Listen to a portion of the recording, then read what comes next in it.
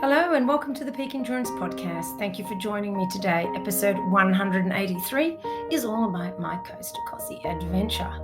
Coast to Kosci is a tough race in anyone's language, and I always knew it would be, but I don't think you really fully appreciate how tough it is until you actually do it.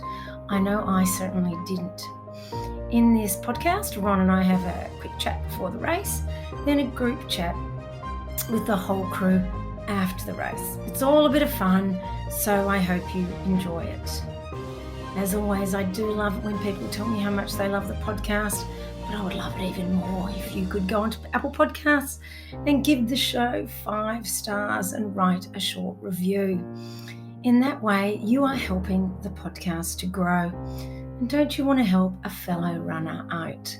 I don't get paid to do this. And I know this podcast episode is all about my Coast to Kosci, but I often interview people to give you knowledge. And maybe this is giving you knowledge for Coast to Kosci for one day when you want to do it. And knowing that you appreciate it, the effort with the review helps me stay motivated to keep going with this podcast. So I'd really appreciate it if you could do that. And, reviewing it helps the podcast to grow, because then Apple Podcasts shows it to people who are searching for running podcasts if they know that people are enjoying it. Anyway, what's going on with Peak Endurance Coaching? Don't forget about the goal setting webinar on January the 11th, which will help you set your goals and habits. No, not just for your races, okay? But for, or your race goals, but for developing the habits and the goals for your day-to-day training and week-to-week and month-to-month and those sorts of things. Don't also forget the 28-day stretching and mobilization challenge. This really is so important. I'm telling you, it can be a game changer for your running to be able to have that mobility within your body. And keeping that range of motion is so important if you want to stay injury-free and keep your speed up and those sorts of things. Also, the mindfulness challenge that I did this year, gosh, it's not new yet, is now a Start Anytime program. So you can purchase that and you'll get sent weekly videos and daily prompts that will help turn your mindfulness practice into a daily habit. Go to the website peakendurancecoaching.com.au to find out more about all of these. Now, I'd love it if you could support the people who support this podcast. Health and High Performance will help you keep those niggles at bay and get you back running healthy and strong. Now, of course, we all know the best chocolate out there is Peak chocolate, as it not only tastes good, but it's good for you, and it's great for racing, getting the caffeine and ones. That really helps. Go to peakchocolate.com.au to get 15% off some yummy chocolate that is actually good for you, which makes a nice change, doesn't it? Like I said, I'm loving their new milk chocolate, hot chocolate mix. It is absolutely divine. Really gives me that everyday chocolate hit without the guilt. Although I know some people don't feel guilty about it, I certainly do if I'm eating too much chocolate. But this way I am enjoying it guilt-free. All right, well, I hope you enjoy this podcast chat. Informal chat, all right? All about Coast to Kosci. Enjoy. See you next time.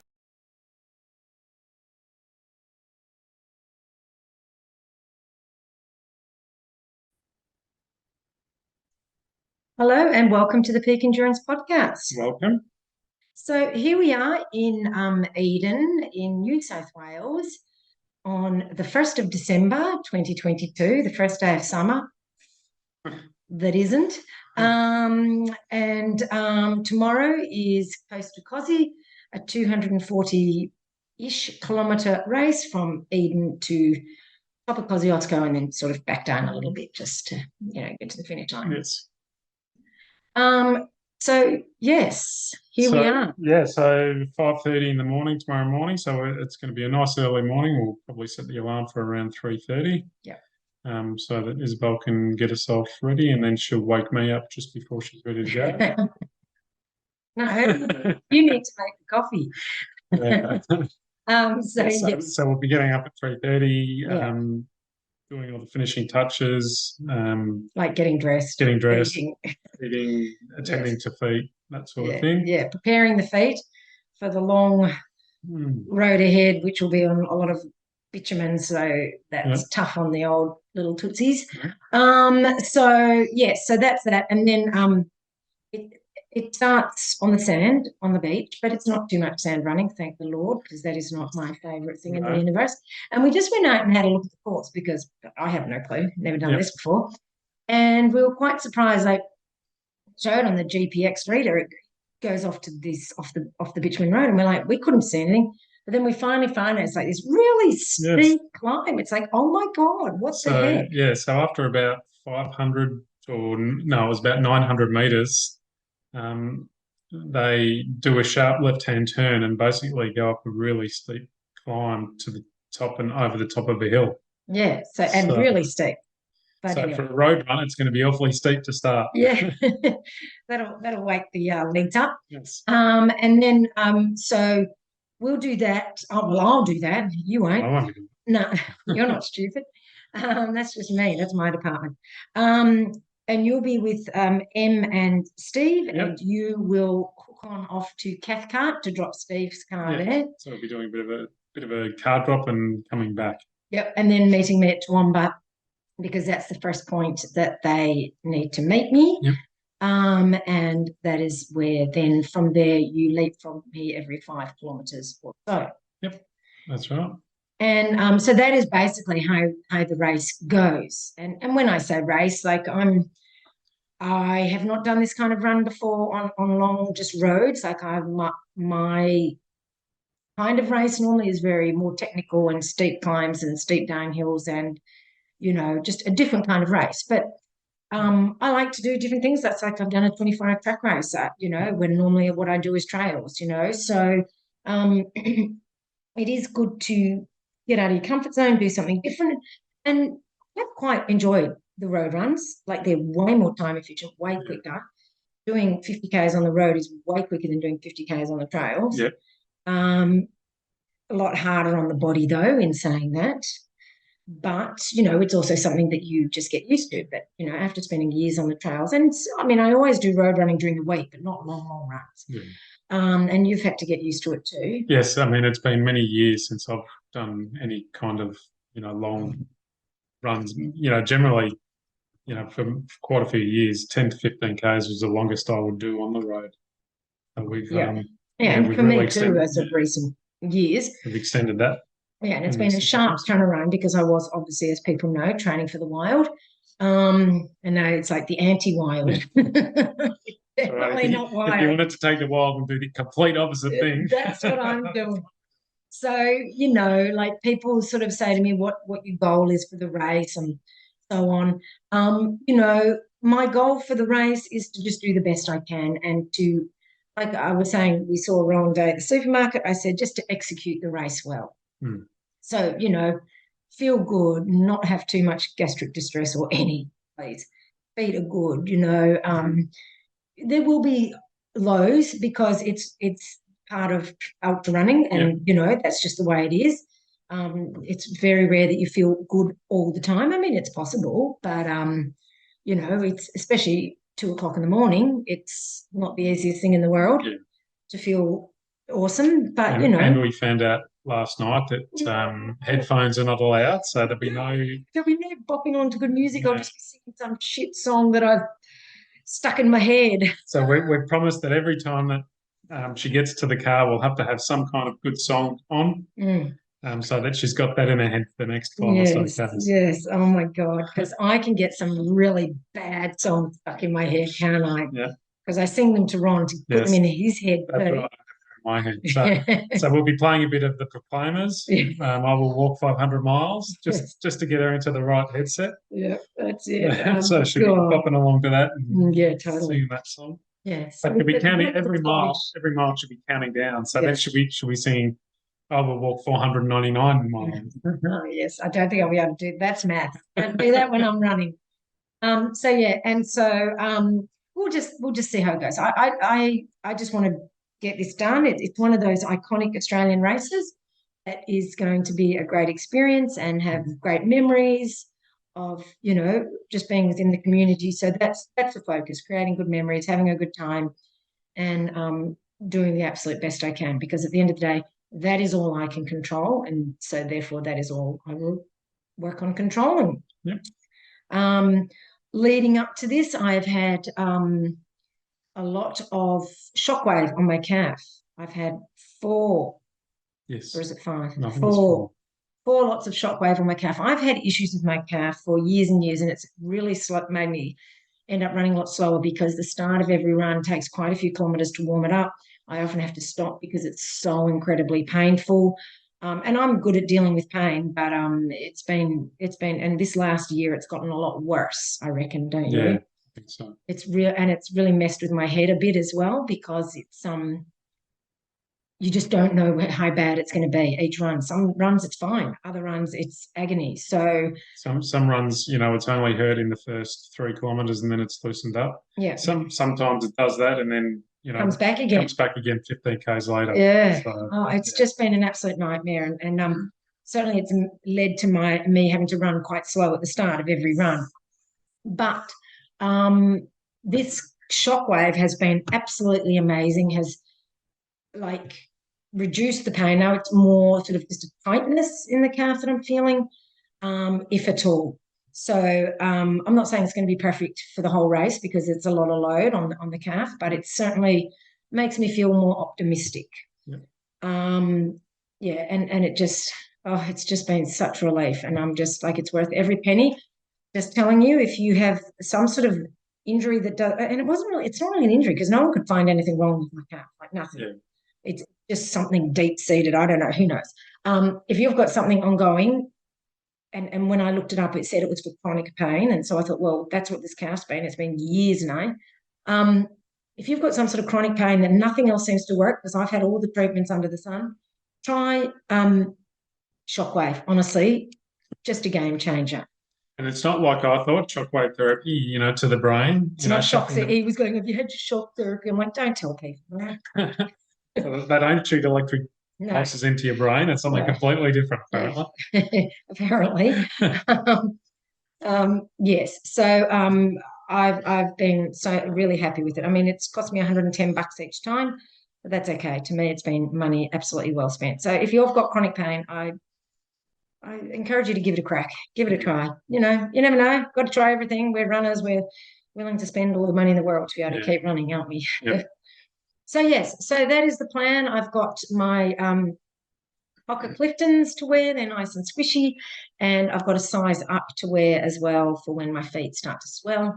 I've got trail shoes to wear on the snowy section up near up at the top of Kosci because there's still a fair bit of snow there, and we should be good to go. Yep. Yep, we're all ready. We've just done a bit of repacking and sorting through because the weather is not going to be wet.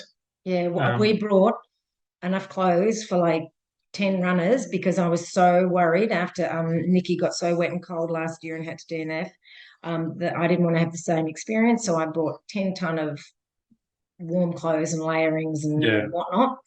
But it looks like the weather should be good. We're still taking a few things for for contingencies, but nowhere near as much as we had packed. So yeah, we luckily the weather's going to be fairly mild. Probably around 20-ish through the day, which is actually hot when you're running. Yeah, and only down to like 7 overnight, which is very bearable. Yeah. So a couple of layers should be fine. Easy peasy, and it's looking quite like 23 on Saturday. Coming into Jindabyne and all that sort of stuff. So should be nice weather, and should get a bit of a nice tan. Yeah, not burn. No, tan. I don't burn. Alrighty. So, we will say goodbye now, and then within a few seconds for you, it will be us after the race. Just like magic. Just like magic, and you won't have to go through all the suffering that we will. We will. Yeah. Well, you'll suffer too. It's not easy being crew, and hopefully we'll get Em and Steve in on it. Yep.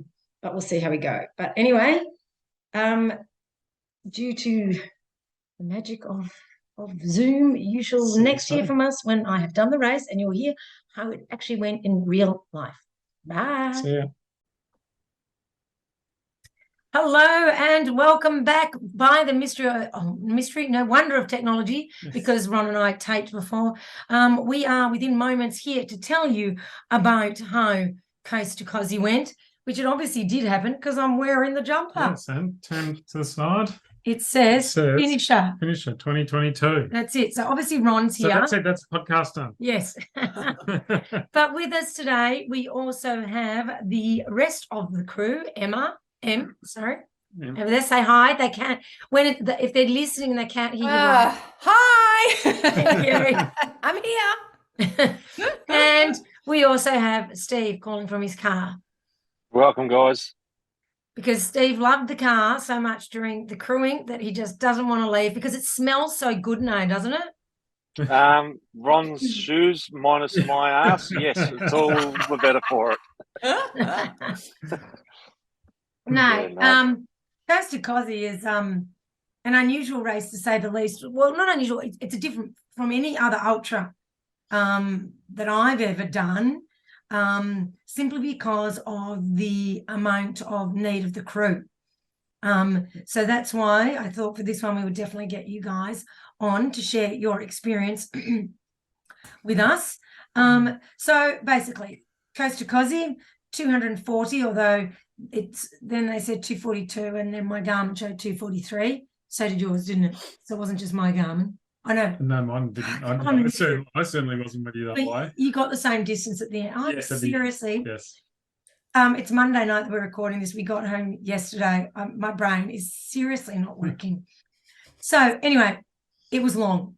Yes. And and so it started Friday morning, 5:30 a.m. But of course, it started long before that with all preparations and getting crew organised and all that sort of thing. And Ron and I drove to Eden on Wednesday, so we'd have a little bit of time. And then you guys came Thursday night. Mm-hmm. And then we drove down to the start.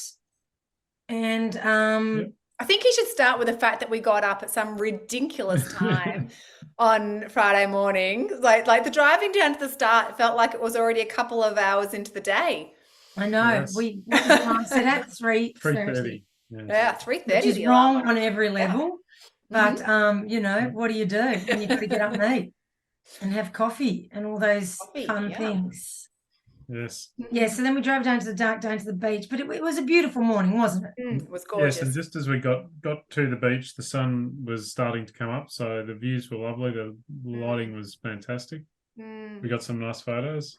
Yeah. And the welcome to ceremony was very touching for anyone that's new to the event, and the connection of land from the race organisers to the local Aboriginal community, which is their walk to the Kosciuszko High Plains for their Bogon moth.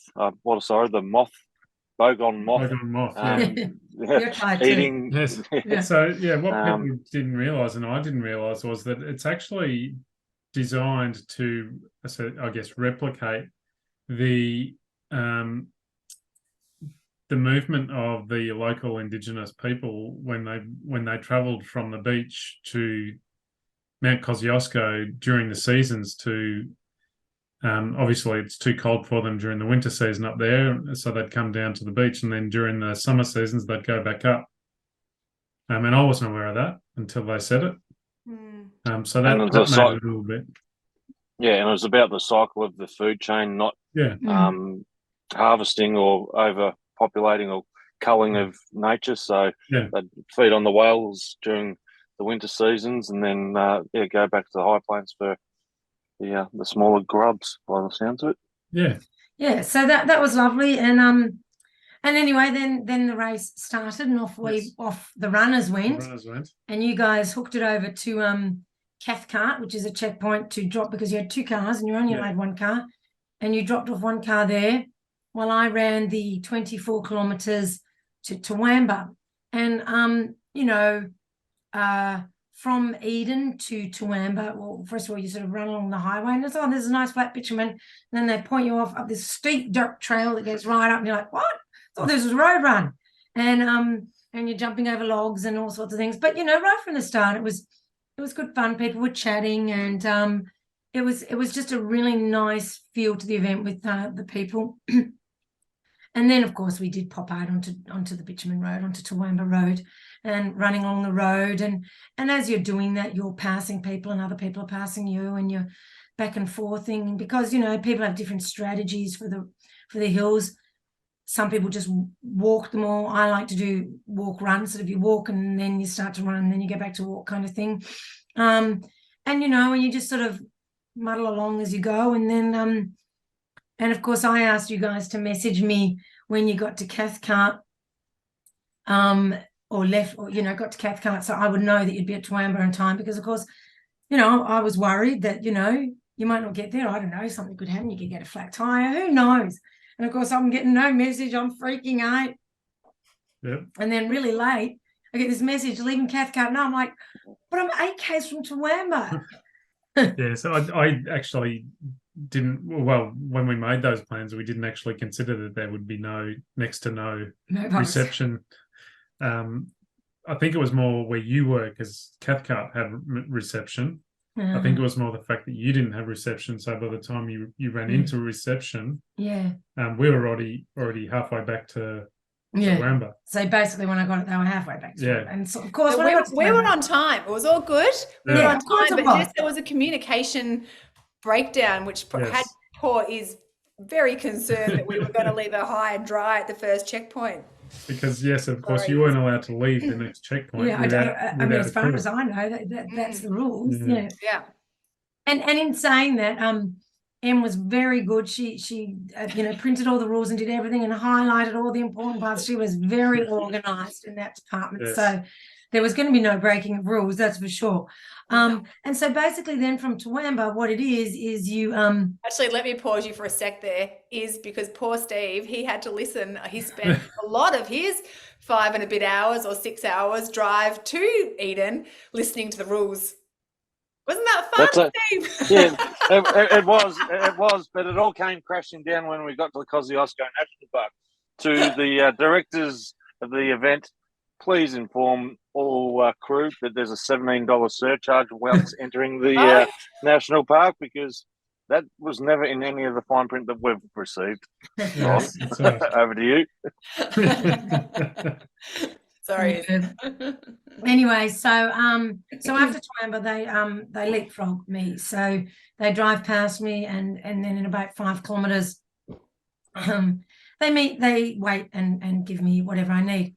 Now, I know from there a lot of runners don't carry anything, but I knew it was going to be a hot day, so I wanted to have drinks on me at all times, because it just makes me nervous. Like, well, because I just don't think a sip of water every 5 k's would do the trick for me. That's not enough.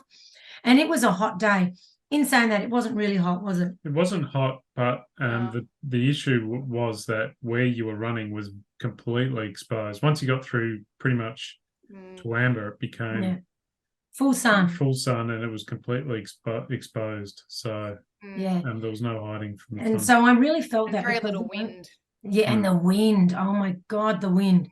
And I really felt the sun, because, you know, we just haven't had any, you know, just not used to it.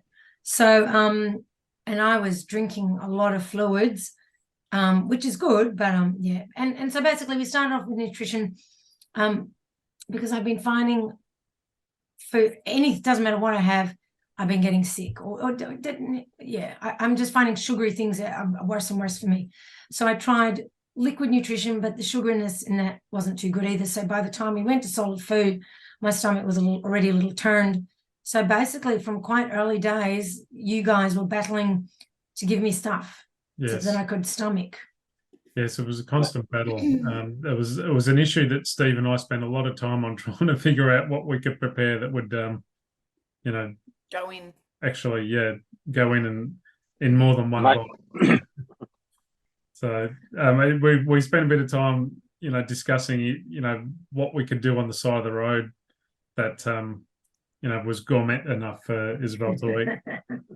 Hey, I'm not fussy. I think that was probably one of my highlights of the entire weekend. Is I have never seen someone in my entire life of running who has had a half-eaten meat pie shoved down into the pocket of their pants as they're running along. You just literally got that meat pie and shoved it in your pants and ran along with a meat pie.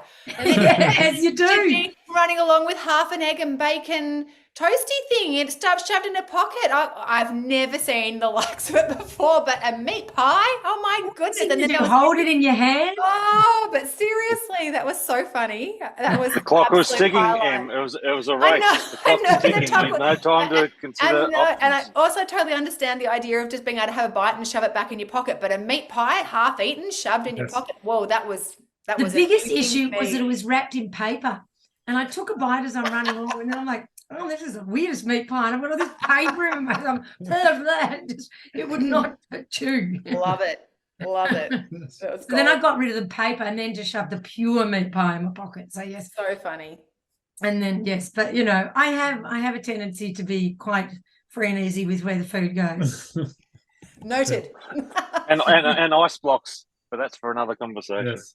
And what? Ice blocks. Ice blocks. blocks. There was lots of random places we were shoving those ice blocks down the back of your Yes. pants, in the bra, everywhere. Yeah. Yeah. That was, well, it was very much needed. I don't normally like wet and cold weather ice on me, but oh my God, It's so hot. I was so hot. I could not believe it. Like, I find the heat quite difficult. I mean, I naturally prefer the cooler weather, but I just find it particularly difficult this time. Yeah. So Yeah.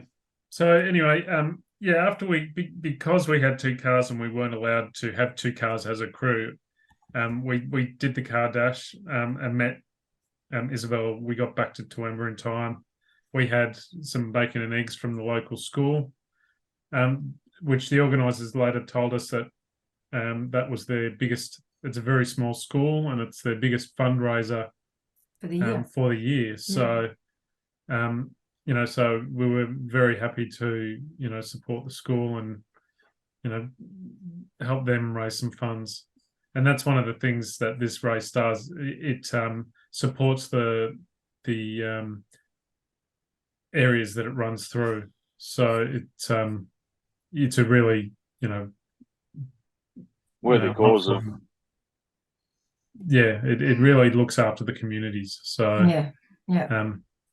So we got through Toowoomba and then along that road, which Isabel was, you know, thought that it was a dirt road and it was going to be nice and, you know, soft underfoot. But in the preceding year.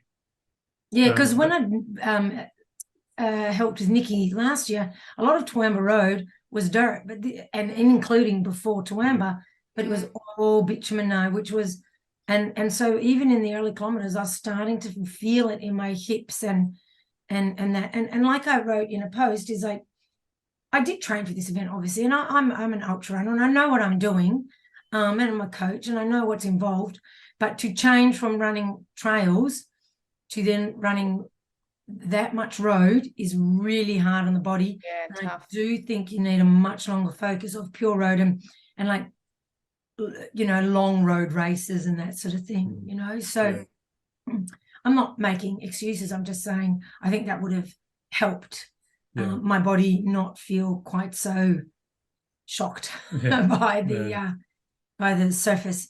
And so we kept going, and then we got to where Em got to pace me at Cobale Trail. Talk to us about that one, Em. Well, I didn't really have any sort of preconceived ideas about what the pacing might have looked like over the weekend. But Cowbell Trail was essentially just 4K of straight up. Oh my God. Wasn't it? It Yeah. was just a mountain, like an old forward drive track that had been, that had been cleared a little bit, but it was still a little, quite a lot of sticks and whatnot around. So that was just really 4Ks of straight up, wasn't it? Like, it was pretty brutal. And it was really, and you could just see it going up. And I mean, obviously you were fresh, so you were okay. But even sitting in a car, your legs aren't, awesome. But my legs were already a bit tired. It was just like, and just trying to drag yourself up that bloody hill. And it was hot, wasn't it? And there was a lot of false Yes. tops. We kept going, oh, right, that's got to be it. I can see the peak. I'd say to you, right, I can see a little crest of the hill. I think we're going to start coming down, and I'd be like, oh, by the way, there's another hill, and we'd have to go up again. So look, that was interesting. And I saw my first.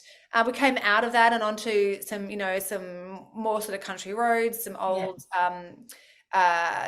dirt tracks that were weaving their way between some farmland and some pine tree forestation type areas, and cruising along. And I don't know whether you were really as okay with this as you appeared, but there was the biggest red belly snake I have ever seen on the road. And he's like, it'll be fine. It'll be fine. And I'm like, let's let it get off the road. And guess who was right? Well, and it got off the road because I started stabbing the poles and kicking it out. I walked around it, and then I turned around to take a photo. Yeah. And then it went away. And it was fine. You just sort of give it a wide berth. Yes, but that was fun. That was quite nice, though, sort of rolling through the pine trees and all that sort of stuff. It was quite nice, wasn't it? It was. But yeah, by God, I was glad to finish Cobale Trail. Seriously. And the race directors did say that nobody liked it. No, for a good reason. Yes. Yes.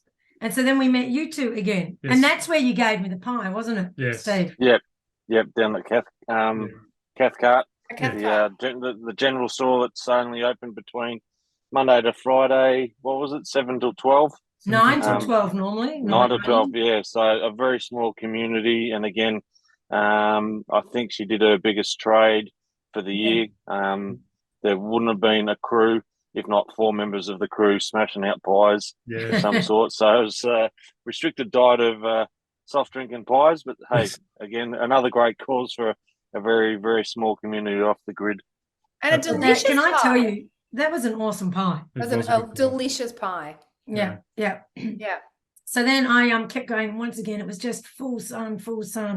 But then after that, it got worse. It got even more. It got worse, and the thing with running along roads is, and farmlands is there's a lot of cows, so lots of pleasant smells there. But there's also a lot of roadkill, and in the hot sun, so good. Some of it was really rank. Yeah. Hey. So on this next section is because you had at a Cathcart, it was all farming district. Yeah. And tell us about the time where you'd caught up with a group of male runners that were ahead of you. And I'm not going to anyway. No, we're not going to name other runners. No names caused. But there was a massive herd of cows that were out of their paddocks on the side of the road, and one of the cows had her calves behind her, and there were all these cars there, and these other runners, and nobody knew what to do, and should the car go first? So I just went, like with a snake, I'm just going, and I just told the guy behind me, just put your head down and don't look at her, because that's confrontational. So I just put my head down, didn't look at her, and marched past, because I wasn't going to stand there in the hot sun waiting for this cow that I'm telling you, no, she was not moving. And so remember, there was like a herd of cows, and there was just on the side of the road. Yeah, that was the big herd. But so we had to go past her, and behind that, I think some other cows had been fighting, and I just kept going. I just marched, put my head down, didn't look at them, and went over and so they followed me, and then the cars came through later. I don't know why everybody was stopped and so scared, because I know they're cows, they're big, and you need to be careful. But as long as you're not confrontational, and they're not bears, like seriously, they're cows. Anyway, yes. So that was quite funny, Steve, I have to admit. And I don't know. So because that was starting to come on dusk a little bit, and we sort of didn't know where things were going to pan out, because in the foreground, Ron and Em and myself, we sort of just started to see in the east that there was a front coming through, and it was rolling cloud cover, and the winds were picking up, and we just didn't know where the race was going to turn, if there was a weather front that was going to come in. But yeah, it was really picturesque sitting on that rise, Yeah, unknowing where the we kind of parked on the top of the hill there for a while, didn't we? yeah, just before the Monaro Highway crossing. Yeah. And that was where I got changed? No, they're a bit further along because you had to go into the next town. No, she did. It was before the Monaro. It was wasn't it where she got changed right before M took on racing, which was because I got changed and we came down, and that's where we were at the where I turned Oh, left of course. onto Sorry, the line. mate. Yes, that's right. Yep. So normally I don't get changed in long races, and I don't change shoes, but I had brought a size up shoes, and I could already start to feel my feet expanding and pushing against the side of my shoes. And that was probably the running. Was the running, but it was probably also the heat a little bit. When you're hot, you swell a bit. And I was wet with sweat, like it was, and my crop top was chafing me, wasn't it, Em? You had the joyful job of putting strapping on for me. Well, I literally said, pull up your top, pull up your crop top. I think you used some other words, but we won't say them on this. I might have said, show us you something, and just strapped you with some K-Rock tape or whatever, that's rock tape, and I think that did the trick in the end. It worked. Yep. So some rock tape at the front underneath your crop top, and some rock tape at the back underneath your crop top, just to stop that. Oh, because it was chafing. Well, the other problem was, as I was sweating, it was getting in the chafe, which was not a fun experience. So I changed every article of clothing. Just opened the door, and honestly, they're like, "Oh, do you want towels?" And no, I couldn't be bothered. Like seriously, all far too much effort. Just got changed right there on the side of the road. Okay, not on the behind the car, but still, and changed everything, socks, everything. Just for the record, I think it's important for anyone who's listening to recognise it's not like this was a busy road, right? No, middle of nowhere. Your audience was really just cows. Yes, cows and insects. The only people on the road were the other runners, and they understand and don't care. Few and far between runners too. Like it's not like we've got thousands of people on the street. There was it's not like right? a fun run. New York Marathon. So got changed, and oh my god, and bigger shoes. It was like, oh my toes, I thought it was so good. It just felt so good.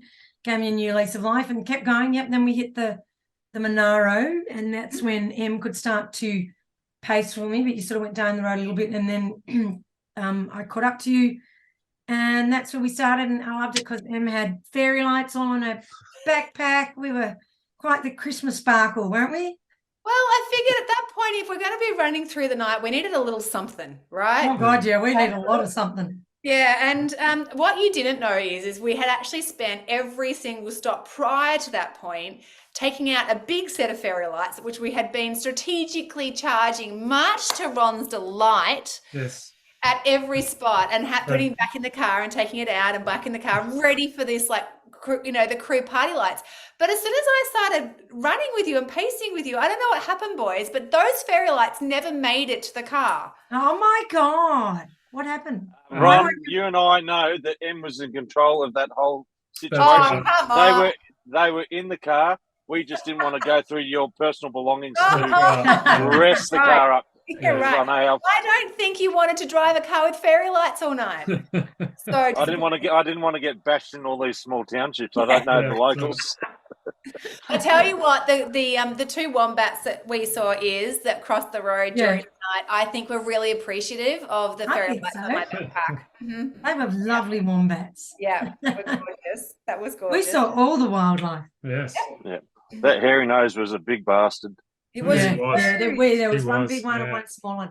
So anyway, we ran on, and we eventually ran all the way to Dalgety, which Em liked to call Delgani, which is a winery here in Victoria. Yeah. And we were looking forward to getting to the winery, weren't we? We kept talking about it. It's not long until we get to the winery. Let's keep togging along.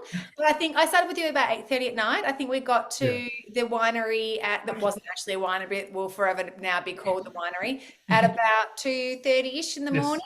That's about right. Yep. So right in time for a glass of vino. Alas, no vino, but instead pumpkin soup.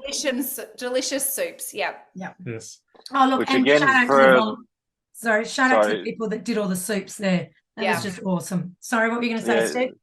I was just going to reiterate on the story behind the catering for the Dalgany winery. Is that that community through COVID was hit really hard. The local cafe had to close and is no longer in operation. And then in the second term of the school year this year, the primary school also closed down. So with the race directors hurriedly trying to get people or a community in the area to help support the night, they found a caterer in the nearby township that was happy to run the show out of the Memorial Hall. And even to his credit, there are some runners that didn't make the cutoff time at that point, but he maintained his operation until they came in to get a feed way past the time that he needed to support. So another big shout out to that group of people that supported that evening, because it was a long night for them. Yeah, exactly. And that's the beauty of this event, is you do feel supported, and also you just feel the warmth of the community. Yeah, that's right. And for the record, the community is Dalgety, not Dalgany. Yeah, just so people know, it's not Dalgany. Yes, just so people are aware. Oh, sorry. Dalgety. That was my middle of the night musings. I think she just wanted a drink. She'd spent long enough with me. She needed a drink. There was a lot of just like random finding, Iz says don't talk about this, but there was a lot of random in the middle of the night trying to find the one and only bush in the entire road to do a little wee behind. I think by the time you get to that sort of level of, craziness, you kind of just start making up stuff in your head. Yeah, you do. Hey, just on that, didn't you find a tree that had already been christened several times before you even started running with? Well, that's because it was the only tree on the entire street. Like it just had a little, had a little. New South Wales people plant more trees. Yeah. Or race directors, note to them, put out some toilets for our female athletes. Talking point for another topic. Yeah, the odd toilet here or there. But anyway, Anyway, I heard about some crews making special bush toilets, so we can, look on Insta for that one. Anyway, so from Dalgety, Ron took over pacing duties, and we headed up the road and straight into fog. I know, it's after almost boiling the whole time, and even then it was still warm at night. We were straight into fog. Yeah, almost the minute we left Dalgety, it just became whiteout. A whiteout, like with our head torches, because it was about 2:30, 3 o'clock at night, and the head torches were just shining back at us because it was the fog was so thick we couldn't see a thing. And like your fleecy top was all wet from the fog. And you look off to the side of the road and you just had no idea what was there. And it's funny because Ron's like, I wonder what the views are like, and I'm like, I'm tipping rolling countryside, rolling farmland. And when we drove back there, what was it? It was rolling countryside, surprisingly. But how dangerous was the roadway in that regards, and Ron? Because there wasn't wouldn't have known any traffic other than the runners. So no, it wasn't so much that, but it was the state of the road. Oh, the state of the road. The number of potholes were horrendous in some sections. That section, almost pretty much from Dalgety right through to Jindabyne. It was a tarmac road, but it was so so full of potholes. There were sections where it could almost have been a gravel road because the holes were so big. I would and not shallow. I'd comment on that section of the road, but unfortunately, I was passed out. Em was on the way to Dalgety. Em's going, what I'll do is I'll let Steve have a bit of a sleep. I'll drive the car, and I'll do blah blah blah, and then. And she was asleep before they even left Dalgety. I did offer though, Steve, to drive for a bit, right? And then thank God you didn't take her up on it. No, but like it's one of those things you kind of know you're off duty, and so you know that it's fine to go cactus for a little bit. Yes, no, I'm only joking. So then, we ran to Jindabyne. Yep, which included a ridiculous. Just as the sun started to come up. 4K hill was a massive bastard. Yeah, Beluga Hill. So it was pretty... Pulled out the poles for that one too. It was pretty flat, pretty rolling up until that point, and then suddenly there was this looming hill right in front of us. Normally steep hills don't bother me. That's my bread and butter. Yeah. But when you've been smashing your legs on rolling bitumen for hours, a hill suddenly feels insurmountable. And And to be honest, a lot of this race felt insurmountable. Like, how am I going to go this far? But I just broke it down to step by step. And that hill, I just broke it down to that hill, you know. And there was two other guys, a pacer and a runner in front of us. Or we were all hikers at that stage. That's right. We were kind of toing and froing a bit at that stage. Like he'd stop and then we'd stop. And you know, so we were chatting and you could see they were suffering too. And that's the thing. We all know it's not like, oh God, I'm going slow at this and other people are running it. No one was running that hill. No. You know, so no chance. You know, we're all suffering. It's all hard. But then you get to the top and you see the other crews and they're like, oh, well done for, you know, and everyone, it was great. And then of course we caught up with Steve again. And I think you made me food and I went, no, and you just had to chuck it. I don't know what it was at that stage of the game. It was dry because I was going to dry toast at that stage, but even dry toast wouldn't go down. That was, It was that was dry toast, yes. Yeah, exactly. She took one bite and said, no, can't do that. Yeah. And you're like, no worries, with a smile on your face. Secretly thinking, bloody hell. No, it's all right. I know where you are at this stage of the game. I would have done a barbecue chicken run, but it was the wrong time and place. I don't even know if I could have done a chicken, like seriously. My stomach was so turned that whole race. Oh, it was the worst. But we kept going. And Ron just said to me, I just think you need to sit down to eat and stop trying to eat while you're going. So the next one we stopped and I knew I had a can of tin spaghetti. And I thought, well, I'll eat that because it's really mushy. And even if I don't like it, which I didn't, I can just mush it down without having to, because the chewing process kind of morally defeats you, if you know what I mean, especially if you don't like it. And here's your face when you were getting it. It was like gagging like a child trying to do vegetables for the first time. It was hilarious. No, it was as if she was eating like raw slugs. Like, you know, she had this face of complete disgust. Like this was the most horrific thing that she'd ever put in her mouth. And she like a survivor challenge. Which was capped off by the little bits of spaghetti still dangling. It was foul. And I started to get ulcers on my tongue. And I didn't know this, but it's quite vinegary. And tin spaghetti, you don't taste it when you don't have ulcers on your tongue. When you do, that vinegary taste, oh my God, it was, but I just knew I have to eat it. So the first checkpoint of wherever you were, I ate half the can. Immediately, it wasn't one of the bigger cans. It was a small can. And the next one, I ate the second half. And so I got, you know, that was good. That sort of helped me keep going a bit, didn't I? Because I was really low. Hadn't eaten much. No, because every time I'd eat, my stomach would crack the sads with me. Like, and when I say sads, it would go mental. So it was, and my stomach would cramp quite painfully. So anyway, so then we got to Jindabyne eventually, and you had another sausage roll and pies. Couldn't do the sausage roll. Tried the pie, not as good. So I asked for a croissant because I am very cultural. And I found you a croissant. BP service station. At the BP service station. And it was very good croissant. I mean, I thought it was bakery. And guess where the croissant went? In the meat pie pocket. In the pocket with the pie. In the meat pie pocket in the new pants. Pocket. New pants. That pocket had only had an egg and bacon sandwich in there. I'm sorry, but that still was the weirdest thing. I'm just seeing it's never leaving my memory. That little snack. You haven't lived when you have to say if you haven't said like in store food. So so the croissant went in the pocket, and we headed from Jindabyne, and that's kind of like, well, it's like this is happening. Yeah. And I remember thinking, I still don't know if I can do this. It's so far. 70 k's to go, wasn't it? From memory? And the sun was getting hot already, and it was just like, I remember yesterday how hot the sun was. And when I say I don't know if I can do this, I know I'm going to do it. It's more, I don't know how I'm going to summon the reserves to do it. I know I'm going to do it. I knew I was not going to do it if there wasn't a chance.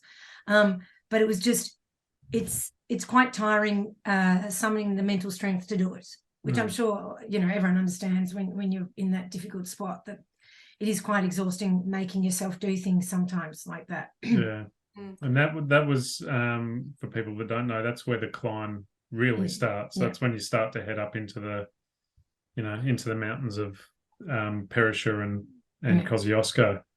So then we got to what was approximately 200 Ks for me. Yep. And that's when Em jumped back in and you went and had I a sleep. stepped out and Because, of course, Steve didn't sleep. Poor Not Steve. one wink. 3 days of no sleep. I'm sorry, you did sleep 1 wink. I heard you. What part? Well, Sunday night I did. Saturday night I did. You did Saturday night. I heard you. I heard the evidence of the freight train coming through the car. Yeah. That was after the event. No, Or are you she's saying on the Thursday night? No, No, on no. the Friday night. Well, I was asleep and I woke up with a freight train in the car. I'm like, you did have a snooze. You told me, Steve. I remember you telling me you got a bit of a snooze. Oh well, 20 minutes. That must have been. Yeah, 20 minutes. The whole 20 it yeah. might not have even been 20, to be fair. But the freight train Too funny. came to visit all the same. Yeah. I got to get ready for Christmas. The That's Polar right. Express is on its way. That's right. Love it. So then Em and I headed up to Charlotte's Pass, and that road just did it not seem to go forever.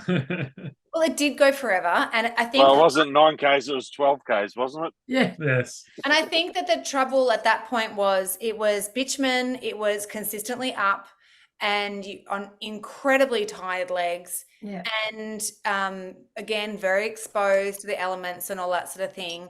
But because there wasn't much distraction, because it was quite a relentless sort of section, and there wasn't a lot of, like, it wasn't particularly changing, it was fairly consistent kind of environment, there wasn't a lot to distract you from the fact that it hurt. Yeah. And it was, it was a case of you had it in your head that, you could do it for this long, and then all of a sudden, actually, it's not that long, it's this long to get to there. And, there was good bits in that, which meant it was actually decreasing the mountain climb at the end. Yes. But and we were trying to stay in that headspace, but you were also finding it ridiculously difficult at that point to get any food in. So for those who are listening, what I was doing is I found a peppermint Cliff Bar. That's surprisingly, because I just saying this, I don't normally like peppermint. Not a thing I like.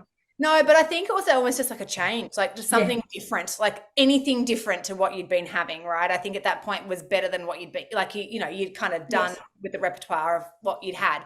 And so I was rolling them into these tiny little balls and calling them goat poo.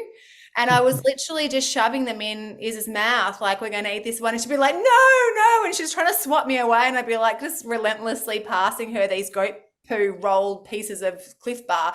I think the people who make Cliff would be horrified by what we're actually doing to their product there. But it was effective, and you got 2/3 of a Cliff Bar in. Yeah, that's right. No, it was. And I knew it was the right thing to do. But I would see your hand coming towards me. I'd be like, no. I think you were even preempting. I think you could hear the rustling of the packet going on. No, here it comes. And I have to warn you. And at one point I gave you a piece and you're like, but you promised you were going to warn me before the next one. I thought, oh my God, she's going to start crying about the piece of Cliff Bar I'm handing her. These teeny tiny little pebbles. It was very funny. I think too, on top of the physiology of the body going through what you did was for the first time, I think too, for the race, the visual perception of what you're about to endure was ahead of you, because everything that was tough was either done through the night, and obviously you're generally good for 100 Ks wherever you are, but once the body starts to get broken down, having that visual perception of what you have to endure then becomes another sensory overload when you're already tired, going, bloody hell. Yeah, I know it's only 9 Ks. You can see that road stretch, and you're like, we've got to go there. Yeah. And then you go, hang on, this is the checkpoint 7. Where's Perisher Valley? Yeah. It's 9 Ks, but it's 12 Ks. Oh, that hurts. Yeah. And that's the expletives. Yeah, and that's when Isabel is exhausted at the end of one of these long runs, she starts to really focus in on the kilometres. And if you are out by 500 metres, when you tell her how far she's got to go, she will let you know. And she will not be happy. Oh, I thought you were going to say in the nice way. I'm not grumpy. Oh, so there was one check. There's one spot where we were meeting you and we had to go a bit further to find somewhere safe to pull over the road, and it ended up being 6Ks, not 5Ks. No, it was 7.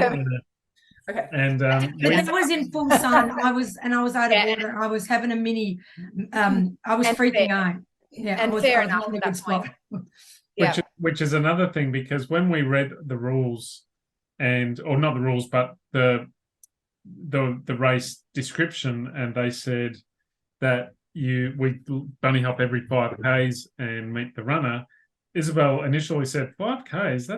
That's too short. Like I won't need to see you at least 7 or 8Ks. But before then, I had said I will need you 5Ks because it's hot. Yeah, no, I'm talking about I know when we were first discussing how we were going to do it. Yeah. And then she, after the first 1 or 2, she said, "Yeah, no, I need to see you every 5Ks. Every 5Ks." I know what they're talking because about. they do. They know what they're talking about 100%, especially in the hot sun, and it's quite overwhelming. And like you say, Stephen, it's a sensory overload, and very much so. And anyway, so then we got to Perisha, and we thought that there would be shops, and we were looking forward to our icy poles, and there was nothing. No. And then we but that's okay. And I was hoping for toilets, but there was nothing there. So then we kept going up to Charlotte's Pass. Yes. What I'm going to tell you now, I haven't actually told you up until now, is that after you went through, another car pulled up and said, "Oh, where are the toilets?" And we said, "There aren't any." And then someone parked over the other side, called out and said, "Yeah, they're over there." Oh no! But there was no signage, so you wouldn't have known. There's no signage, and it looked completely closed, like because it was inside the building, and the Ah, building looked completely deserted. yeah. But the door apparently was unlocked, and you could go in there. But Steve and I were like, "Oh shit!" Oh well, it's all right. I made it to Charlotte's Pass. Yeah, it's fine. That's okay. So you finally made it up to the top of the hill, up to Charlotte's Pass. Yeah, and that's when so I changed into trail shoes, and you took off my socks and shoes. Yes, and I saw some rather big blisters on her little toes. I didn't feel them. Quickly put the socks back on over the top so she couldn't, she wouldn't know about it. Yeah. No, there's no point. Because I mean, they weren't doing any harm. They're just, it's one of those things where if you know that they're there, then they might become an issue because you know they're there. But, that's right. Yeah. So I didn't tell her they were there, and I quickly put the socks on over the top. Yeah. And basically from there I ate nothing more because my stomach was so bad. I just couldn't eat anything. And I just thought, I'm nearly there. I just can't, like the pain in from eating, I just couldn't. So that's just from a continue. No, you're right. No. From an athlete perspective, and don't get me confused with what I'm about to say, but how heartbreaking is it that you're about to start the last section of an ascent, 9Ks up to the top, but you're also at the finish line? I know. So it's the worst. That is a double cruelty, slap in the face. Yeah, whack. Like that's you literally have to go through the finish line to get to the last 18Ks. You do. It's so. It is a bit demoralising. At least I didn't actually see anyone finish. Yeah. You know, if I'd seen, I'd have been like crying. You know. So so that's when I had both Ron and Em come with me, and they were very patient at my swiftly pace. It was a pretty slow trip up to the top of. But I would even have to stop when I was getting stomach cramps, and I'd be stopping because I just get a wave of pain from my stomach, and it would just hit me. Yeah. And so we kept going up. So we kept going, and there was some really large snow or ice patches, which took some careful negotiation because there was. And they were slippery. Yeah, it was slippery, and it was on quite a steep slope. So we had to really take care there with Isabel's, weary body and legs, and mind. Yes. So we kept going up, and honestly, and it was also very, very cold at that point. Well, I think it got more cold when we were coming down. I mean, it did start getting cold on the way up. You're right. What happened was, like, we were in complete sunlight until we were about 500 meters from the top, and then those big dark clouds rolled in, and the sun went behind them, and the wind picked up, and it got really cold really fast. Yeah, and the wind definitely picked up. Yeah. So then we got through the snow, going up the road, and honestly, this road was winding round to the Cairn. I honestly thought we're just not going to get. It's actually not going to happen. We are never getting there. Yeah. But we did, of course. Yep. Got our photos, and by that stage, I put on a jacket. I put on the jacket coming down. But then I just got coming down. No, it was right at the top to put the jacket on, just before we yes. got to the top. Yeah. Jacket on. And it's funny because Em was trying to, motivate me. She's going, once you get to the top, you'll know it's all downhill. It's just 9K and that's it. You are finished. You are done. And I'm thinking, oh God, this is just platitudes and blah, blah, blah. But then when I turned around, it was like, oh, it's just 9K. It's all downhill. I'm done pretty much. Yes. And it was so true. What you said, it really, made its way into my brain. Mm. And wow, I got a bit more of a spring in my step and Indeed. we mosered down, didn't we? We even passed another runner. The pace on the way down was at least twice as fast as It was considerably different, wasn't it? Yeah. I mean, it was pretty bad on the way up, but yeah. We were on a mission on the way back. Oh my God. I just was like, I just want to get this done. I just want to get this done because then it's just done.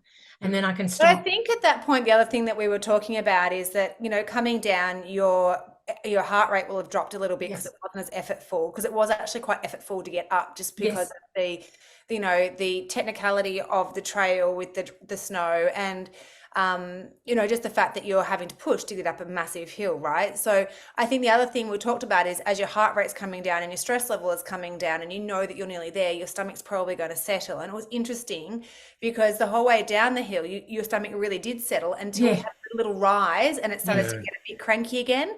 And then it started going down again, it settled again. And I think that's one of those things that's sort of tricky because you can't do anything about the incline or decline. No, You've got to work through that. But it was actually really helpful for you to come down the hill because your stomach did settle enough to let you actually up the pace. And that was quite cracking towards the end there. No, it was. And you're right, my stomach did settle. It was so nice to not feel the pain, basically. The pain in my legs I can handle. But I don't know why, but I can't handle that pain of my stomach. It's really, I can handle it. Obviously I did, but it's not fun. It's really quite distressing. But anyway, then we come down and then it was still like, oh my God, it feels like we're never going to see that banner. And then those, because I've got the poles on the side of the trail that have the kilometers and which never come fast enough. And, you're halfway between the kilometer markers and Isabel's going, but we should be here. I'm checking my kilometers. And if they were out by a little bit, she was very disappointed. Yes. So, but then, we finally made it and they were there and Steve was waiting for us just before the line. So that was good. Yeah. And then, and then we finally, 38 hours and 18 minutes. Yeah. Got over that. How many seconds? Crossed the line and it was done. And we had delicious home-cooked ravioli waiting for us from Chef Steve. That's right. While we were out there, Steve was busily preparing a beautiful ravioli feast for us. That I couldn't eat, of course. Which of course, I'm sure it looked great. Isabel took one or two pieces and said, "No, I ate one piece, and I thought my stomach was going to explode out of me like Alien or something. So I thought, better not have any more." I didn't eat again until the next day. Yeah, but it was a godsend. I don't know about Em, but for me, I was that last 18 Ks, because Em had already paced 70 odd Ks before that, and I'd paced 50, and I was so careful not to complain about my sore feet because I was like, how stupid would that sound? Because I was like, oh my God. But I was things were starting to hurt by the time we finished. Yeah, so. But I find it hurts a lot to start and stop with running, and especially when the stopping is cramped in a car. Yeah. So I am cognizant of the fact that it is not that it's difficult for you guys as well.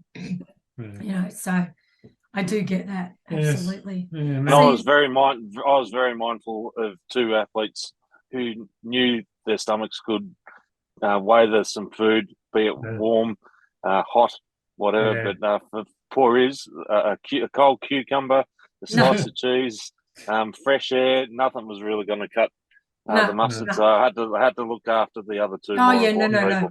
There was you had no you. chance of making anything that I could eat. It wasn't going to happen. So it didn't matter. But that's always after these big events. I can't eat, and I'm used to that, and that's fine. you know. And I think what everybody needs to know, though, is a little bit of inside gossip here, right? Which is that so Iz posted after we'd had a chat about the fact she was craving fish and chips, and I can't wait to get home for fish and chips. And there was quite a big conversation about these like deep fried pieces of flake and the chips that go with them. They're so crunchy in my local place, and la la la la la. And we heard about that a lot, didn't we, Steve? About these fish and chips. Big time on the way home. The next thing I see is a peak endurance post on Facebook about a whole week of no deep fried food, and I nearly died laughing. I'm like, that's why you wanted all your deep fried goodness on Sunday. Yeah. You know that you're putting out a post that says no deep fried food on Monday. Oh my God, those you crab loaded that up on Sunday. Well played. Those crab sticks and that deep fried flake was amazing. I can't tell you the stress that created, because we had to get home in time. We looked up the fish and chip shop that's just around the corner here, and it closed at 8 o'clock. And so we put in our little GPS to see how long it would take us home, and we were going to get home at 8:15. No. So let me tell you, I might have broke your speed limit on the way home just to get into. But we got the fish and chips. We did get the fish and chips. And I think what it was more was I was craving salt, because I'm not a chippy person, but on the drive home we bought a pack of chips, and which killed my ulcers, which really hurt. But I still had to eat them, even though it was hurting. I think I was just craving salt. Yeah. So you know, it's because you weren't taking any electrolytes. No, for the second half I couldn't of the drink day. those drinks. Yeah, Yeah, I mean, so, I had some coconut water and that sort of stuff, but even after a while, even the coconut water turned on me. So yeah, so I was just from about would have been about 150 k's, 160, Yeah, I reckon. yeah, something like that. That all stopped. Yeah, the last 100. At least it was probably even before that. It was probably Cathcart when she stopped taking electrolytes. Yeah, no, And you're I was probably having right. coconut water after that, Right. Okay. but not a lot. But yeah, Yeah. but some. But yeah, yeah. So I think I was craving salts because my balance was all like, because I don't eat chips. I'm not really into chips. What flavour did you have, Iz? Oh, balsamic, the kettle ones, balsamic and salt. So disappointed. Why No, would I they- don't there's no chicken They there. got to be chicken. Chicken chips. No, just, Don't they, oh my Steve? God. Chicken. They were so Well, good, even though they were to be hurting. honest- I was eating them, and there were tears rolling out of my eyes from the pain on my tongue, but I was still eating them. I must Because I say, had Em, to. that you did have a small packet, and in the hours of waiting at the Summit car park, I did see them on the floor, and I thought, you know what, did? I did a Chicken very, chippy very, thief. I did a chicken chippy thief. But I thought ravioli, not bad dining on a Not Sunday bad afternoon. dining. Yeah, Yeah. yeah, I'll take it. Saturday I'll night. take it. Yeah. Well, And the other thing, just while we're talking about being on top of the mountain, people think that once the race is over, that's it, we're done. But tell us, Steve, a little bit about the drive back down the mountain into Jindabyne. Yeah, well, there's nothing better than Australian wildlife dinner time from dusk till dawn, because we probably had at least a dozen roos, be it the eastern greys, so not the big buggers, but certainly males, females, small wildlife. I think I'm going to call it. I think it was a copperhead that we drove over the top of without any animal cruelty. I certainly didn't kill any hares or rabbits in the making and driving of this little documentary. But yeah, there was a lot of wildlife out and about. There's a lot of concentration drive. from 8 o'clock to. Especially when you're tired and your reflexes aren't the best, and your cognitive. What do you mean? I didn't find any potholes on the way back. I reckon, but I looked over at you at one stage, and I reckon you were concentrating so hard you might have had your nose pressed up against the windscreen. Well, it felt that way, Ron. I can give you the message, because I was like a deer in the headlights, wanting to make sure that we all got back safely. And my wife's car much appreciated. didn't have any panel beating where to be fronted. Yeah. I was only thinking about that this morning, because I've got to drive to Horsham on Friday, and I'm doing the same route in that late afternoon, evening. So look out, kangaroos of the West. Yes. Yeah. No, that was tough. That was, yeah. So, so it's a big weekend. Yeah. We're all pretty shattered. to say Yep. the least. Yes. Yeah. I'm ready to do it again on Wednesday. What are you doing, Em? Wednesday. I'm working all day. Steve, working all day. Yeah. No, well, look, it was a big weekend. I think we all made ourselves very well acquainted with the inside of Steve's car by the end of that journey. But yeah, I have to say, my biggest disappointment was the number of Ks I got in. Like I felt like that was a kind of a legal move, just saying. Because Em got 98 kilometres, not the clean 100. No, it made me very sad. It's almost like a slap in the face, really. No, it's okay. Next year is when you do it again. Clean 100, please. So you can start at try 198 instead of 200. Yeah. That's it. I did try to make you do those 2Ks on the way home, Em. You did. You had your opportunity. I said All you had to do was run beside the car, Em. Not even that. While I'm sitting down having a beer, she can just go for a run in Can River. I could have, but I But didn't. even the pub was shot in Can River. I was so looking forward to saying hello to me, mate. I know, but I had a burger the size of my head at that place. That's a good place, but we missed it, but that's okay. That's How'd okay. you find Orbost from where you went? It was a long and windy road. Oh, yeah. It was a very. It was actually beautiful. It was beautiful if in another situation, but yes, I missed the turn off to Can River and ended up driving straight to Orbost over the mountain range and seemed to go on forever. Oh my goodness! Uh, And there were toilets at Cathcart, right? And I was dizzy, so I sat in the car and I thought, I'm a bit dizzy. I won't go to the toilet in Cathcart. It's only an hour to Can River. I'll go to the toilet there. 2 hours later, we still weren't at Orbost. Oh, you're kidding! Right. Wow! Yeah. Oh God, it was so funny. It was over 100 kilometres of winding road.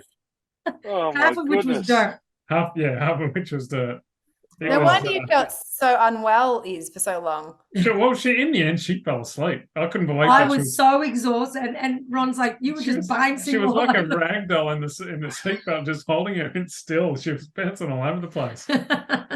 So does that mean I'm treating your neck on Thursday? Yeah, actually, my neck is so don't worry sore. about your calves. Yeah. Yeah. All the but that's the thing. It's an adventure, and you know what? We got to have a bit of a look at Orbost. That's all Yes, good. that's right. I used to go there as a child, and See, on the way up, we drove past, and because the main road doesn't actually go through Orbost, I was she was disappointed. disappointed, and, Yep. and you know she wanted to see what it was like, and if she still remembered it from her childhood. So I was just helping her out, just That's- you know. That's right. Reliving the dreams. Yeah. So good. Yeah. All right. Well, thank you so much for joining me for the us for the podcast tonight. And thank you for all of you for your fantastic crewing, pacing, cooking, everything. In any race you do, crews are invaluable, but with most races you could do it with drop bags.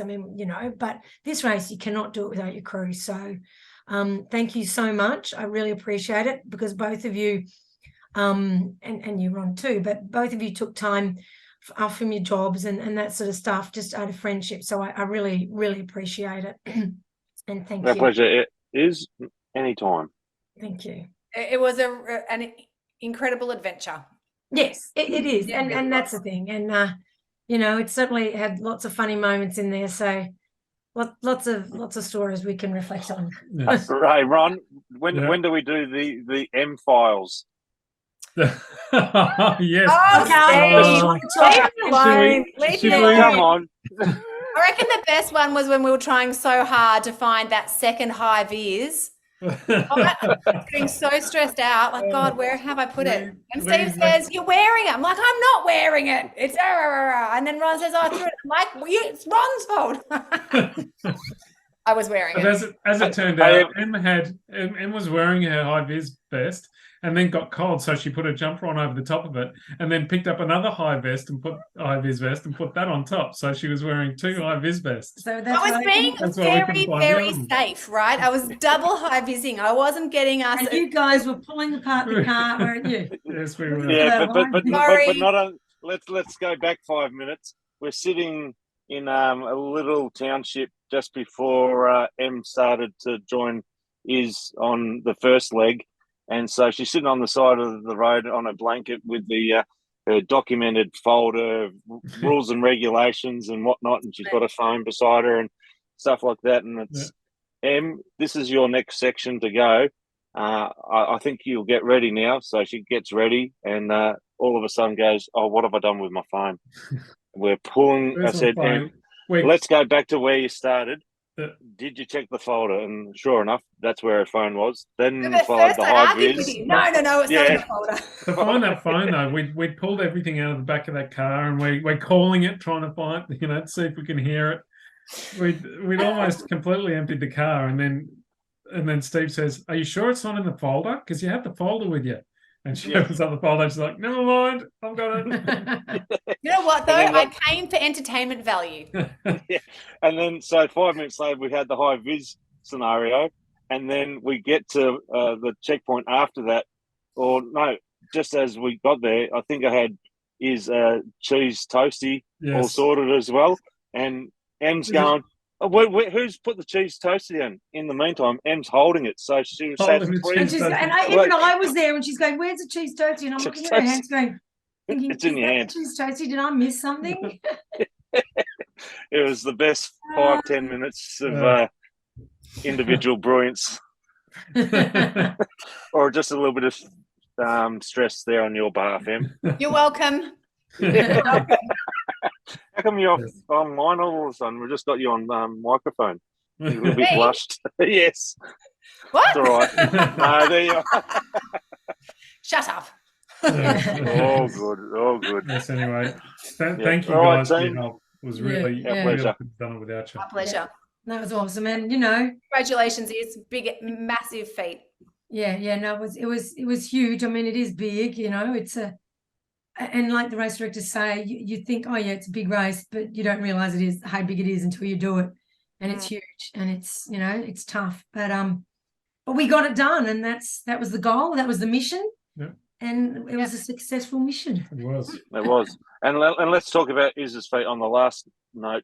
There are only 2 blisters on toes. I've seen your feet in way worse condition. So well done on your foot health management. Yeah.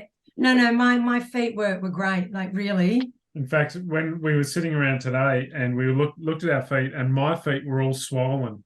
His feet are more swollen and than her feet were fine. It's like looking at our feet, you wouldn't know who actually just did the 240 kilometers. Wow. But you've also got only 2 toes with nails in the nail beds too, isn't that right? That one was she prepared earlier. All right, well, thanks so much for joining, and I will let you two get back to your families because you've spent enough time away from them on behalf of me. All righty, thanks so much. Thanks, guys. Thanks, team. Catch up. Bye.